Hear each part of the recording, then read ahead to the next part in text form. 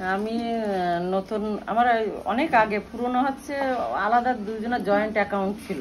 এবার যেহেতু আমরা মহিলা এখন আলাদা অ্যাকাউন্ট লাগে, হ্যাঁ আলাদা অ্যাকাউন্ট লাগে, 00 অ্যাকাউন্ট লাগে। তার জন্য হচ্ছে একটা লকডাউনের আগে বই করেছিলাম, লকডাউন পড়ে যাওয়ার পরে আর হচ্ছে আনা হয়নি সে বইটা। তো ছিল আমার দরকার অ্যাকাউন্টের, দিয়ে আধার কার্ড দিয়ে সেই অ্যাকাউন্ট নাম্বার আবার অনেক কিছু খড়খড়ো পড়িয়ে অ্যাকাউন্ট নম্বরটা চালু হয়েছে। এইবার চালু হয়েছে, পয়সা তুলতে পারছি না। কেন পয়সা তুলতে পারছি না? চেক বই আর এটিএম অ্যাপ্লাই করা আছে। আমি কেন আমি তো অ্যাপ্লাই করিনি এখনো। বলছে না আপনার বইটি দেখাচ্ছে অ্যাপ্লাই। যেহেতু চেনাশুনো জানাশুনো থাকে সব জায়গায়, আমি কালীদের মিষ্টিদের তো জানো।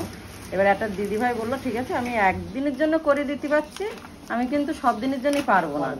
তো বাধ্য হয়ে আমি চেক বই আর এটিএম সেদিন আমি আর অভি গিয়ে অ্যাপ্লাই করে নিচ্ছি। আমি অভি চল, অভি ডাক্তারের কাছে নিয়ে অ্যাপ্লাই করিতে আজকে সেই এসছে। দেখো এটিএম চেক বই, এইটা চেক বই এটিএম এসছে, এই যে এটিএম এসছে, চেক বই এখন আসেনি। চেক বই আসেনি কেন? আমি তো একই সঙ্গে ফর্ম ফিল আপ আলাদা আসবে, তাই এটিএম এসছে। দেখ আমারও একটা এটিএম আছে।